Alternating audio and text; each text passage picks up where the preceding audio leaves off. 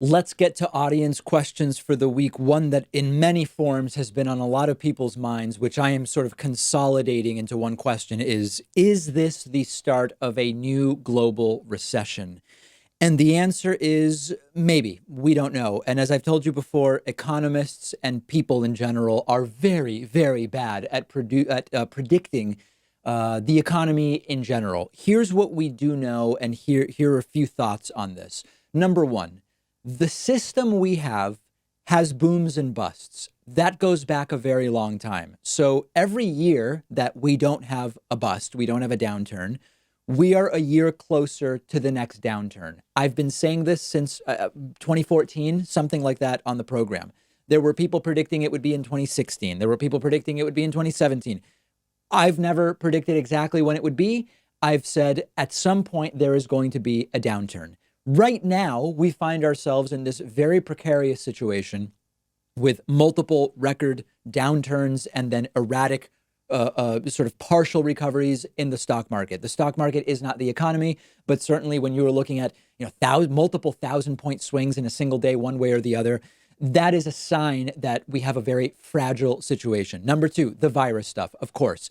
And what you're now seeing that I think is actually going to lead to a positive conversation, in a sense, in the middle of really bad things going on, people losing money out of their retirement accounts, people getting sick with the virus, oil prices all over the place, Trump trying to frame this battle around oil prices as good for Americans because it'll make gas cheaper. Personally, I would rather not lose 15% in 2 weeks out of my retirement account than pay 20 cents less per gallon of gas. Maybe that's because I don't drive around that much. For some people, maybe the gas prices are more impactful. Everybody's situation is different. But this, if we are seeing the beginning of a global recession, what's really important to understand is that while it may have been triggered by a combination of the virus causing fears and panic selling, which then leads to companies downward revising profit estimates, which makes more selling happen, which drops the stock market more, which eliminates a lot of money and liquidity that could be available for businesses to expand. And it causes this self-fulfilling prophecy. So the virus, profit, all this stuff is tied in. That may indeed be what we consider triggers what is going on right now or what may be happening. But it doesn't change the underlying fragility of the system. I spoke about this earlier. When you have an economy that has, I don't remember offhand the number, it's like half of the US population can't afford an unexpected $400 expense, or maybe it was 40% can't afford $1,000. It's something like that, right? That is a fundamentally fragile situation.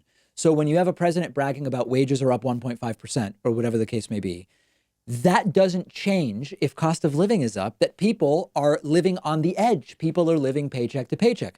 When you have a tax reform plan done where the lion's share of the tax savings go to people who are already fine and have no real need to spend any more money, to the very, very rich, rather than the lion's share of the dollars going to people who actually are depending on their earned income and wages to fund their lifestyles, which are not extravagant, by the way, you have a fragile situation. You have the wealthy accumulating more at the same time that you have people who are living paycheck to paycheck, barely any better off. That's an inherently fragile situation. So, of course, when you have something like the virus, stock market crash, companies saying, we don't think we're going to make as much this year as we thought, so we're going to revise our estimates downward, that crashes the stock price. We might have to lay people off. Then those employees without a job can't go out and buy things. It is a self-perpetuating feedback loop, okay? So if this is the beginning of the global recession, maybe the virus is making it happening a year sooner than it otherwise would, or 2 years sooner, or whatever. The fundamental fragility of this economic system that we have, which is a less regulated form of capitalism than some of the Northern European countries, is the way I would describe what we have in the United States. That has not changed. And it's always a matter of, well, when is the next pullback going to happen and what will trigger it, rather than have we really reorganized the economy to prevent this from happening at all? Have we, for example, used a higher marginal tax rate on the very rich to raise the standard of living for the greatest number of people so that maybe instead of half the country being unable to afford an unexpected $400 expense, you reduce that to only 10% of the country is unable to afford an unexpected $500 expense. That strengthens the economy significantly. Rich people having more money in their bank account that they're not planning to spend anyway does not strengthen the economy at the broad level. That is one thing that is very quickly being exposed here. This doesn't minimize the virus, the reality of the virus. This doesn't minimize any of the other things, the oil prices, all of this other stuff. But that is what I think we should be focusing on, which is if it is the start of the new global recession, it was merely a matter of time. And until the system is changed to be less fragile and to have fewer people living precariously on the edge of being able to afford their not extravagant lifestyles, we're always just another year or two or few years from the exact same thing happening. It's a feature of the system, not a bug. And more economists seem to understand this.